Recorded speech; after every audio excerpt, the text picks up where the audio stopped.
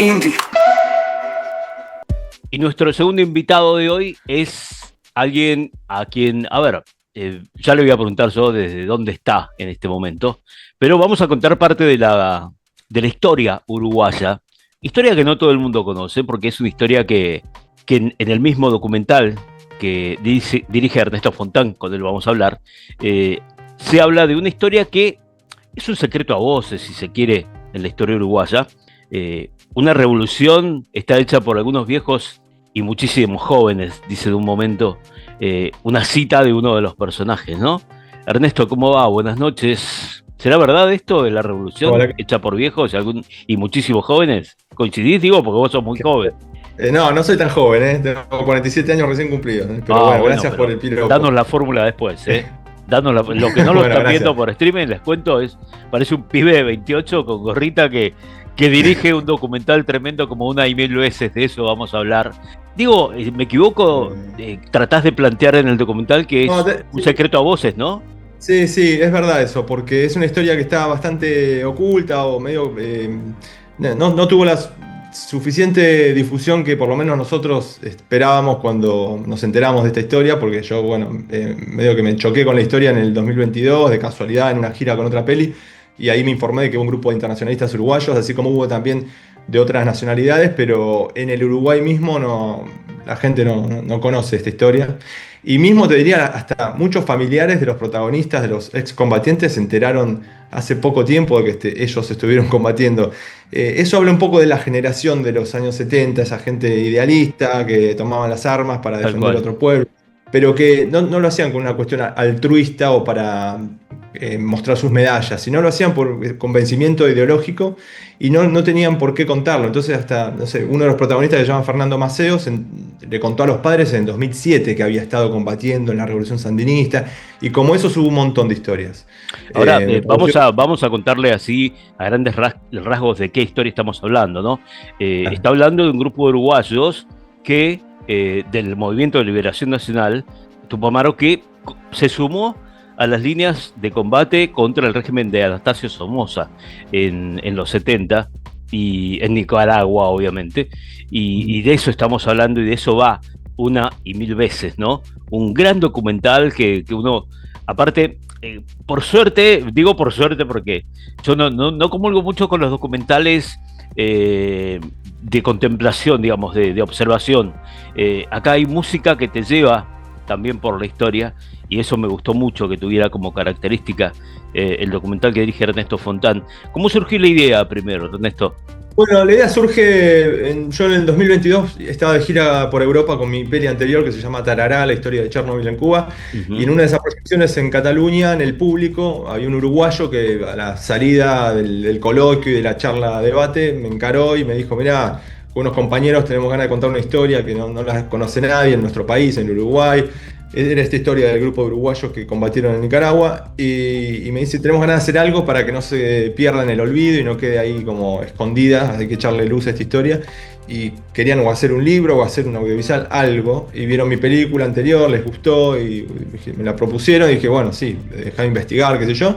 A los pocos días nos juntamos de nuevo, una reunión allá en Cataluña, y dije: sí, esta es una película que es una historia que merece ser contada porque nadie la había contado antes y se merece difundir. Así que ahí nos pusimos manos a la obra a trabajar en armar el equipo técnico argentino. Yo soy argentino, pero esta historia medio que me atraviesa porque amo el Uruguay, mi viejo es nieto de uruguayo y tengo un amor por la cultura uruguaya también y su historia. Entonces dije: bueno, vamos a meterle de lleno acá. Así que nace ahí.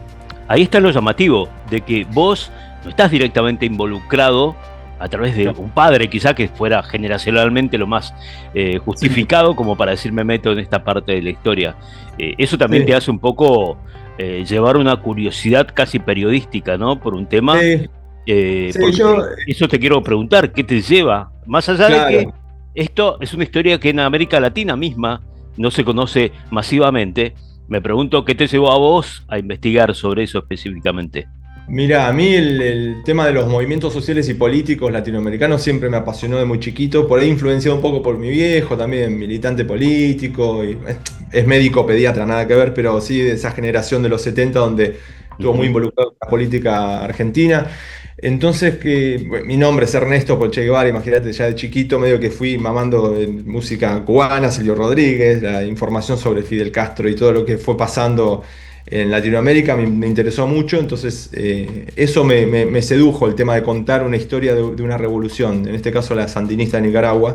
Y ahí nos pusimos de lleno a conocer un poco también más allá del hecho histórico que lo contamos en la película, me interesaba contar cómo repercutió en el seno familiar de ese grupo de uruguayos que tuvieron que dejar a sus hijos, a sus familias, a su esposa, a sus hermanas, a sus familias en su país, o en ese caso en Cuba, pues ellos estaban exiliados en el año 79 en Cuba, la gran mayoría, el fuerte, porque había una dictadura en el Uruguay. Entonces, estando en Cuba, deciden, encima voluntariamente e individualmente, porque tengamos en cuenta que en el año 79 ya la cúpula de los Tupamaros en el Uruguay, la gran mayoría estaban de rehenes, los famosos 12 rehenes.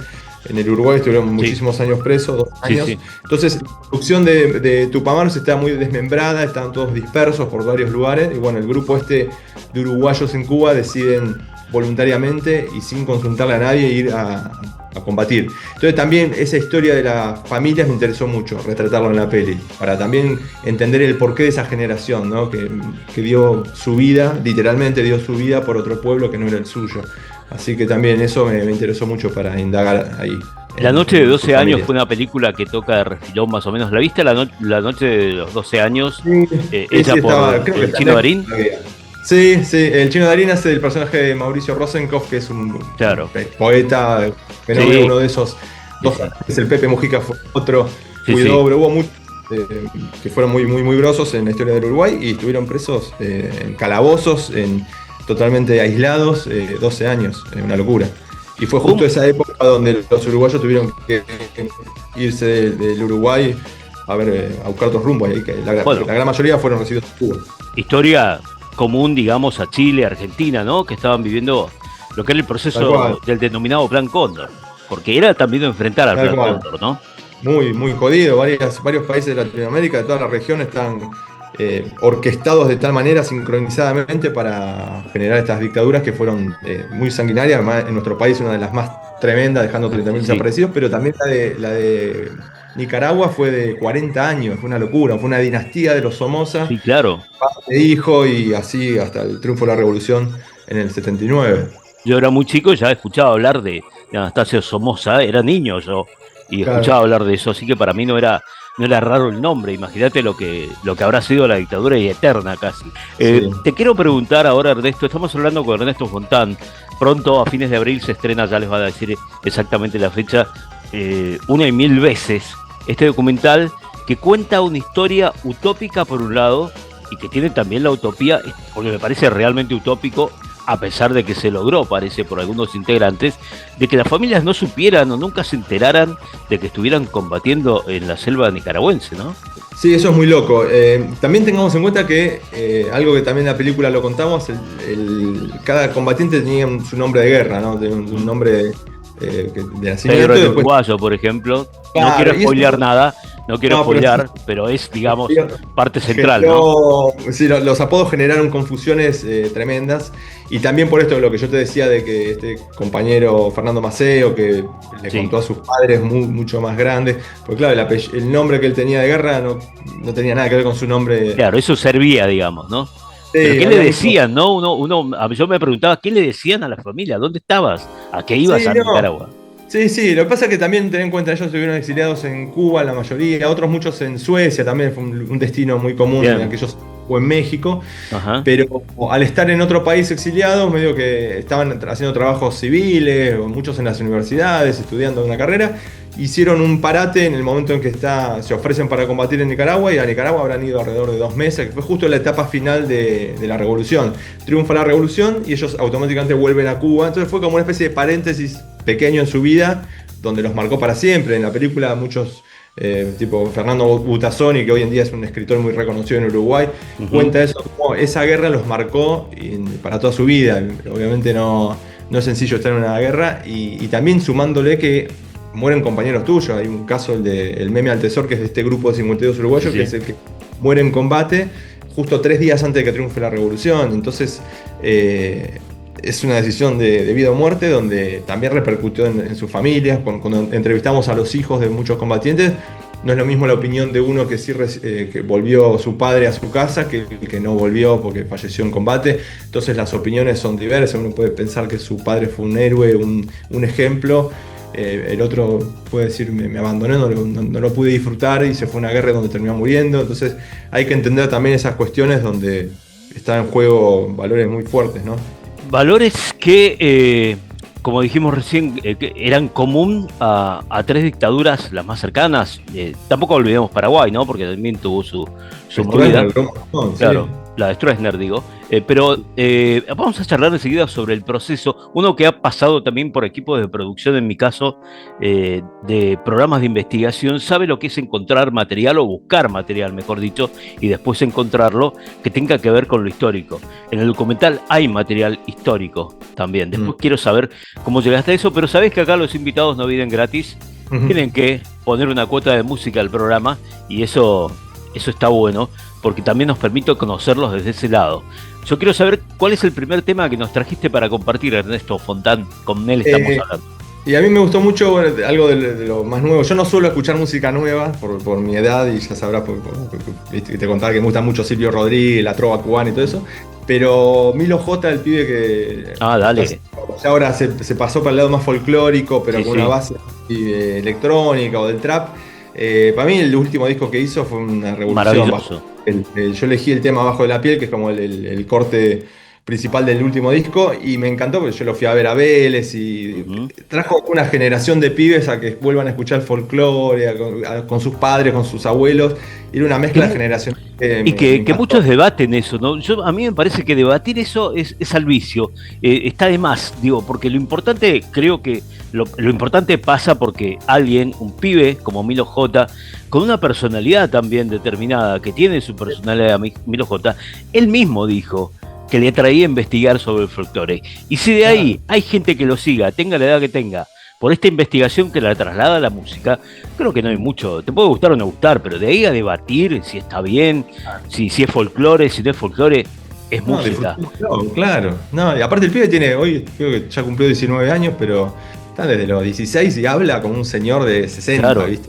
Y conocer a Mercedes Sosa, ¿no? Conocer a Mercedes Sosa, hacer una parte de su laburo con Mercedes Sosa, con la voz de Mercedes Sosa, me parece que creo que la misma Mercedes lo hubiera elegido. Obvio, sí. No, es un pibe que vale la pena prestarle atención y escucharlo, porque hablando también la tiene muy clara el pibe. Sí.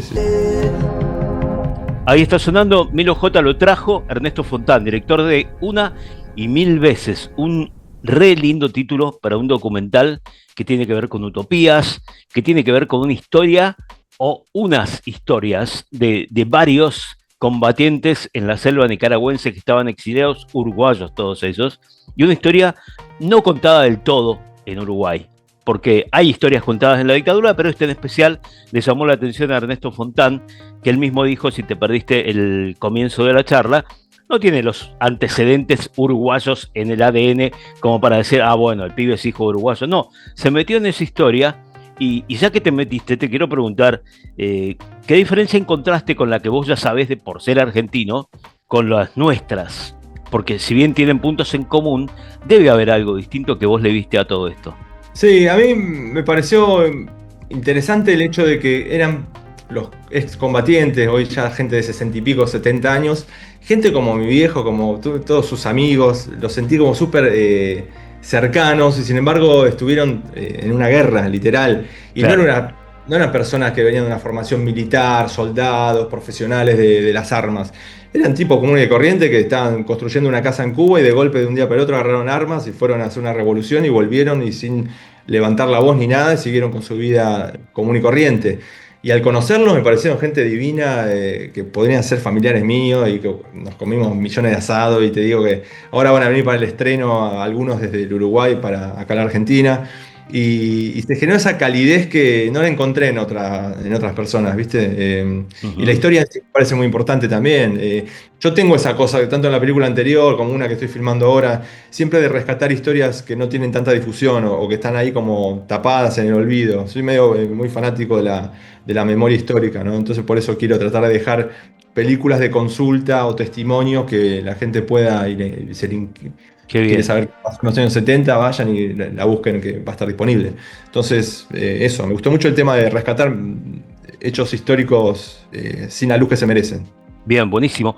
Buenísima esta Mm. idea que no lleva quizás el mismo proceso, se lo digo a la gente desde ya, que no es el mismo proceso de creación y de postproducción, de preproducción, producción y postproducción, que un film o una película, porque acá hay que laburar antes buscando material. Hablábamos hace rato del material que habías encontrado. ¿Cuánto tiempo te demandó preparar este Mm. documental después de Tarará, lo que hiciste antes? Y más o menos 4 años hace. Pero bueno, 4 años no full time, digamos. Cada uno tiene su vida, sus trabajos, tienen que comer también, más allá del cine independiente. Pero fueron 4 años donde tuvimos que buscar mucho material de archivo. Tuvimos la suerte que muchos de los uruguayos combatientes tenían guardadas fotografías originales de personales de ellos que la pudieron aportar a la película. ¿Y el Pero, fílmico? y bueno, la frutillita del postre fue el material que conseguimos fílmico original de los momentos donde ellos estuvieron combatiendo, porque los que se ven tirando tiros Sí, en la sí, película son los mismos uruguayos y a un compañeros avión. nicaragüenses que, claro, nos lo cedió de una forma muy generosa la Cinemateca de Nicaragua. Nosotros fuimos a filmar en el Mirá. 2024, más o menos allá, a grabar algunas escenas muy puntuales en el terreno de combate donde ellos habían combatido hace 4 décadas. Y bueno, tuvimos mucha suerte de que la Cinemateca de allá nos apoyó, nos dio una mano grande y nos rescató unas latas fílmicas donde pudimos buscar, y con ayuda de los mismos uruguayos que nos decían, ahí está fulanito, ahí está menganito, así, pudimos editar los fragmentos que aparecen, son justamente de los momentos donde ellos combatieron. Así que fue largo. Previo a que yo me sume al proyecto, como te contaba hoy, en el 2022, desde el 2021 más o menos, este grupo de uruguayos Claro. empezaron a rescatar el material o a hablar con viejos compañeros y empezaron Y a después buscar cosas. busquemos un director para que nos dé bola en todo lo que Claro, y después queremos yo tuve que mostrar. ordenar ese caos. Claro. Bien, Pero bueno, bien. lo que más me gusta a mí, pues yo vengo del mundo del montaje audiovisual, soy Ujú. un editor de video de hace un par de décadas y es lo que más me apasiona, tener Es todo ese casi un rompecabezas. clásico que el montajista pase a ser después director. Y es como el Uno que camino. conoce de esto, los montajistas tienen como paso previo, ¿no? El montaje y después meterse de lleno en un proyecto como este que es un montón de tiempo, igual 4 años. ¿Y por qué Uruguay? Vos me dijiste por qué Uruguay, pero digo, ¿por qué Uruguay te atrae tanto como país? Principalmente más allá de lo político, digo, vamos a la idiosincrasia. Quizá tenga que ver Sí. con eso. Bueno, primero y principal la cultura, ¿no? Yo consumo mucho poesía, soy muy fanático de Mario Benedetti, hasta que me tatué una frase de El sur también Mirá. existe, broma de él. Ujú. Eduardo Galeano, bueno, todo. Y la música uruguaya me llega de chiquito, toda la que es la murga, el candombe. Bueno, el sur Rubén. también existe, lo trasladó a la música de Joan Manuel Serrat. O sea, Claro, ese discazo, sí. somos Sí, varios los que hemos leído a Benedetti y te y queda, llegamos. ¿no? Bien, Sí, obvio.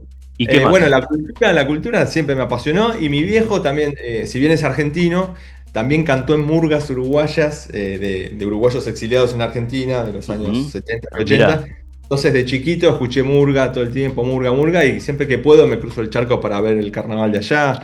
ujú. Todo lo que es Uruguay me apasiona, hasta fantasía varias veces, como muchos argentinos, irme a vivir a Montevideo, porque viven en un ritmo un poco más tranquilo que la locura de Buenos Aires, tienen la vista al río de frente y no de espalda como se la damos nosotros al río, tienen un vínculo con el mar, ellos le llaman mar al Río de la Plata, como mucho más cercano que nosotros, eso de bajar a la playa a tomar mate, a la arena. Claro.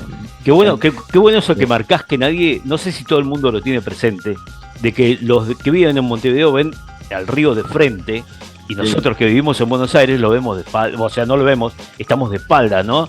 Esto es toda una Con figura Puerto también. Madero en el medio. Puerto Claro, Madero con los rascacielos en el medio tapando todo, sí, es como claro. otra fisonomía de la ciudad, y por eso me Sí, encanta. Ernesto Fontán, él le explicó por qué le pusieron a Ernesto. No hace falta. Si te lo perdiste, volvé para atrás y lo vas a escuchar. Pero, Ernesto, quiero ir al segundo tema musical que trajiste. Y esta vez tiene que ver con la peli. Y quiero que me lo justifiques y que lo presentes vos, todo tuyo de nuevo este momento. Bueno, el segundo tema es Declaración de Amor a Nicaragua, de Daniel Biglietti, uruguayo. Fenómeno también, comprometido políticamente. Da la casualidad que yo hace poco me enteré que fue profesor de guitarra de la persona que me propuso hacer esta película. Viste que te conté al principio de que un uruguayo hizo Mirá. película en Cataluña. Bueno, ese uruguayo fue alumno de guitarra de Biglietti. Nada, es un tipo que yo admiro mucho y un fenómeno. Y justamente esta canción está usada en nuestra película, cedida falleció lamentablemente hace poquito tiempo Biglietti, pero su ex esposa, la viuda, nos cedió los derechos para usarla en una escena muy puntual que a mí es de las que me gustan de la película, porque es cuando nosotros le pedimos al hijo del combatiente que murió en el año 79, el Meme Altesor, le pedimos al hijo si quería grabar un mensaje para su padre, que se generó una escena cinematográfica ahí en el lugar donde él murió, en Nicaragua. Nosotros grabamos, pusimos una lápida, ¿no? Y bueno, el hijo le grabó un mensaje y ese mensaje está musicalizado con parte de esta canción. Así que tiene mucho que ver con la película, una y mil veces. Sombrero en alto de Santino. Está sonando Daniel Biglietti en Agenda Indie. Estos sonidos que trae una y mil veces el documental dirigido por Ernesto Fontán, pero hecho por un montón de gente involucrada, directamente con una historia no antes contada o no demasiado contada como lo que tendría que haber sido contado en Uruguay. Esto de que uruguayos en el exilio participaran en la lucha contra la dictadura de Anastasio Somoza en Nicaragua en los años 70. Qué lindo es escuchar, porque uno puede escuchar los testimonios, ¿no? Qué lindo es escuchar los testimonios, y esto que vos decías creo que se traslada perfectamente a cada uno de los que participan, los combatientes que están en pantalla. Se traslada esto de la utopía, ¿no? Ni siquiera uno puede salirse de la lectura política que le pueda dar para meterse de lleno en el idealismo. Más el idealismo es de cada uno, es individual, ¿no? Es una convicción individual que ellos tuvieron para meterse en esto, ¿o no?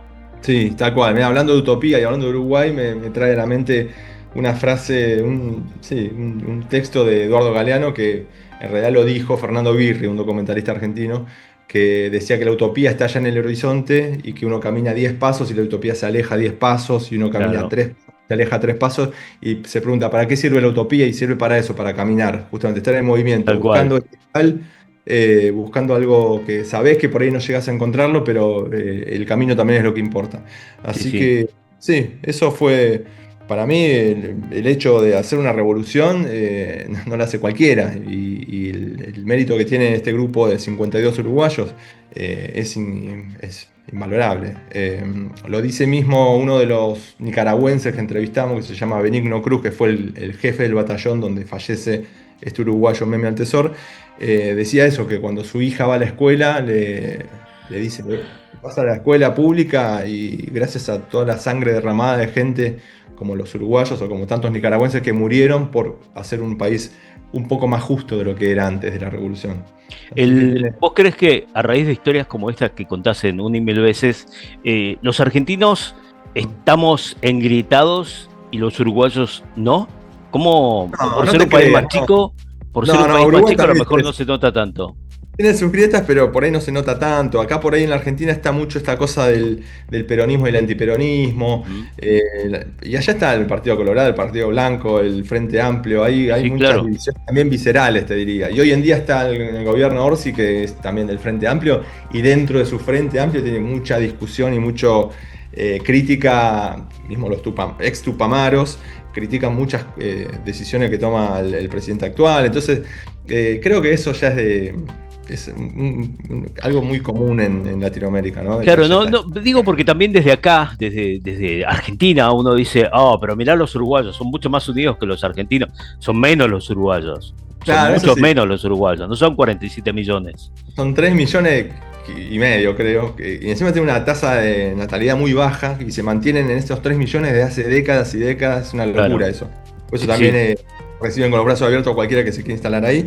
Son poquitos, pero sí, hay también las mismas discusiones y grietas como en cualquier otro país. Quizá no se notan tanto porque es un país un poco más tranquilo, que va a otro ritmo, ¿viste? Pero las hay. Ernesto, quiero que nos invites, o que le invites al que está escuchando Agenda Indie, aquí en Indigo Radio en Continental, sobre el estreno, propiamente dicho, de una y mil veces, dónde, cuándo, hora. Bueno, vamos a estrenar en la Argentina, por suerte, porque venimos paseando la película por varios países de todo el mundo, pero por Argentina no tuvimos la suerte, así ¿Por Uruguay ya estuvieron? Uruguay ya estuvimos, sí, en noviembre la estrenamos, tuvimos 6 semanas en cartelera en la Cinemateca de Montevideo con un éxito arrollador porque sala llena y fue espectacular. Nos pedían una semana más y ahí estuvimos 6 semanas. Qué bueno. Y acá en Argentina los invitamos a todos, vengan el miércoles 29 de abril a las 20 horas en el Cine Gaumont, ahí en la Plaza de los Dos Congresos. Es una función única, depende cómo nos vaya, si nos va bien por ahí nos dan alguna otra fecha más. Y después sí, en mayo estaremos en otras salas, Sala Lúcida, hay varios lugares donde va a empezar a moverse la peli a nivel nacional acá en Argentina o en los espacios Inca del interior del país, pero la fecha fuerte de estreno va a ser el 29 de abril a las 20. Destaco la música de Juan Deramo, que me parece que le dio el marco emotivo, porque Sí. la música emociona en los momentos que tiene que emocionar. Por eso digo que yo soy más de los documentales, no de tanto de observación, sino mostrarme una historia contada por los verdaderos protagonistas y que también puede llegar a emocionar, ¿no? Sí. Eso está bueno. Gracias por nombrarlo, déjame ampliar un poquitito porque Dale. Juan Ramos hizo un laburo espectacular. Yo le dije, mirá, quiero que hagas bases instrumentales que tengan ciertas reminiscencias o cierto aire tanto de candombe uruguayo como de folclore nicaragüense y dependiendo de la escena yo poder jugar con esas melodías y el tipo me entendió a la perfección porque es un fenómeno y pudo componer la banda sonora de la cual estoy recontra orgulloso. Estamos terminando Agenda Indie, lo acabas de escuchar a Ernesto Fontán, director de Uni mil veces. Como argentino sabe quién fue el Beto Brandoni. Por eso también jugaba con esta de las grietas y todo esto, porque a mí me tranquilizó un poco ver el lunes, el día que falleció, ver que trascendió las ideologías. Aparte de que estamos hablando de alguien que fue un ex sindicalista, que estuvo en el exilio, que pasó historias parecidas, que estaba en otro lugar de la política, era el radical típico de esa época, creo que lo siguió siendo también. Digo, ¿qué tenés para decir del Beto Brandoni? Como lo que quieras decir vos, Ernesto, como realizador audiovisual que sos. Sí, como decís vos, el tipo fue perseguido por la AAA en los 70, escapar. En la vuelta en la democracia tuvo un rol bastante importante, siendo radical, apoyando a Raúl Alfonsín. Como decís vos, sindicalista creo que fue el sindicato de actores, que Sí, estuvo como presidente bastante tiempo, o sea, un laburo muy importante por sus compañeros. Y yo tuve la suerte de conocerlo hace poquito, lo tuve que grabar para unos spots de Disney, porque él hizo una serie que se llamaba Nada. Sí, claro. Bueno, y la verdad que es un tipo, así como tenía su carácter medio de cascarrabia, chinchudo, personaje hermoso, porque venía por ahí en esa grabación que te digo, así malhumorado, qué sé yo, que tenía que decir un texto a cámara, yo lo grabé, qué sé yo. Cuando empieza, se prende la cámara, te hace levanta la ceja o una sonrisita, un gesto típico que tiraba él, y ya está, ya te compra, un fenómeno, un profesional de pura cepa. Así que no, una gran pérdida para el mundo cultural argentino. O, A nivel como dijo internacional. Virginia Lago, ¿por qué pérdida? Si ha dejado un montón de cosas, ¿no? Estuvo muy bien Virginia Lago cuando retrucó eso de que no lo sintamos como una pérdida, sino como alguien que fue icónico, que es icónico a partir de ahora y que se convierte en la leyenda de los grandes que ha tenido este país. Sí, Ernesto, Claro. gracias por haber pasado. Vamos a cerrar ahora el programa. Yo los despido a ustedes. Les digo lo de siempre, sean libres, no den explicaciones a nadie. Ernesto Fontán estuvo cerrando el programa de hoy. Vamos a cerrar con las frases del Beto Brandoni, la cantidad que nos dejó, ¿no? A través de sus películas. Y gracias, Che, y mucho éxito, mucha merc para el 29. Bueno, muchas gracias a vos, Davo, un placer. Ernesto